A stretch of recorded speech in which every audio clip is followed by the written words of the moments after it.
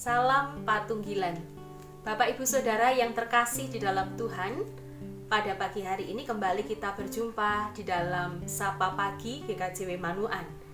Bagaimana kabar Bapak Ibu Saudara semua? Kiranya semuanya dalam keadaan baik. Saudara-saudara yang sedang isoma, kiranya pun juga semakin hari kondisinya juga semakin berpulih.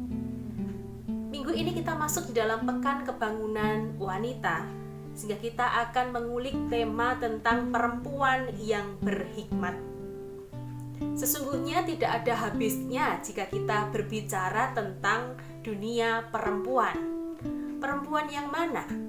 Anak perempuan, remaja perempuan, perempuan karir atau wanita karir, ibu rumah tangga, penggiat sosial. Semua memiliki kiprah, keberadaan, dan juga peran masing-masing, bahkan juga pergumulan masing-masing. Dan melalui Sapa Pagi hari ini, kita akan belajar menjadi perempuan yang berhikmat. Apa makna dari berhikmat? Berhikmat artinya kemampuan untuk berpikir, bertindak benar sesuai dengan kehendak Tuhan.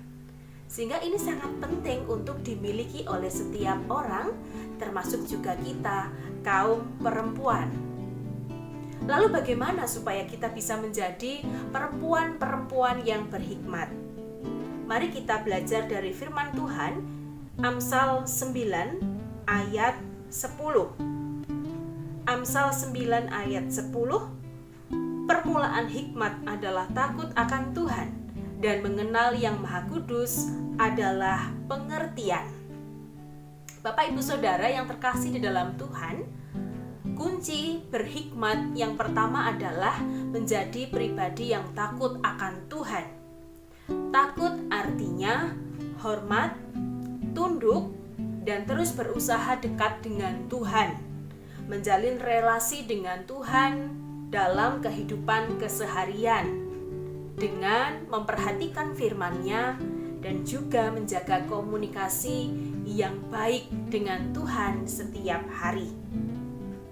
Perlu kita menyadari bahwa sebagai seorang perempuan, kita sering lepas kendali, baik di dalam perkataan kita maupun juga lewat perbuatan-perbuatan kita.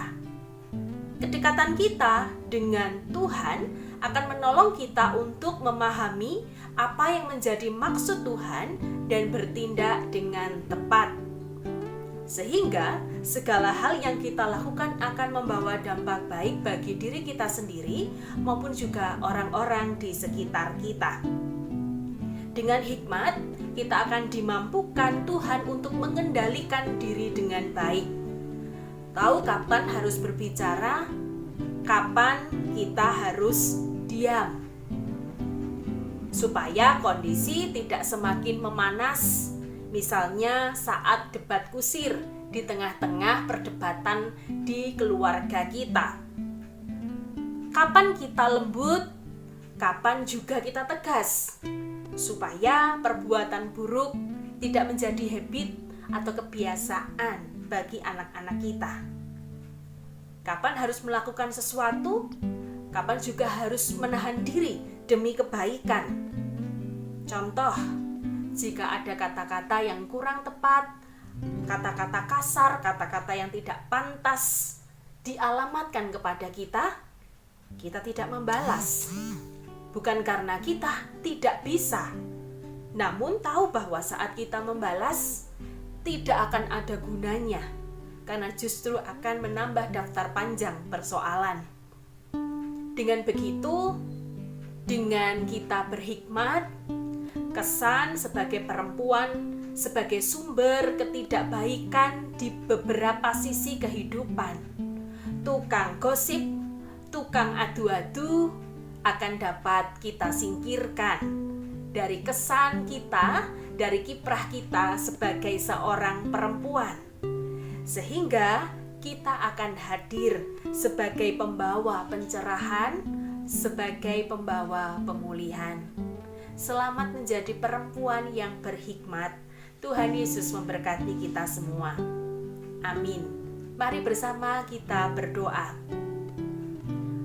Ya Tuhan, Sang Sumber Hikmat, sungguh kami bersyukur karena Engkau menginginkan kami juga menjadi pribadi, terutama perempuan-perempuan yang berhikmat. Dengan demikian, kami dimampukan untuk membawa diri, menempatkan diri dengan baik, sehingga segala perkataan, sikap, dan perbuatan kami sungguh-sungguh akan membawa dampak baik bagi diri kami dan orang-orang di sekitar kami. Kami tahu, kami paham apa yang harus kami lakukan dan yang tidak kami lakukan. Dan segala hal yang kami lakukan itu seturut dengan kehendak-Mu. Di dalam nama Tuhan kami Yesus Kristus, kami berdoa. Amin. Demikian Bapak Ibu Saudara, Sapa Pagi yang bisa saya sampaikan pada hari ini. Selamat beraktivitas. Tuhan Yesus memberkati kita semua. Salam Patunggilan.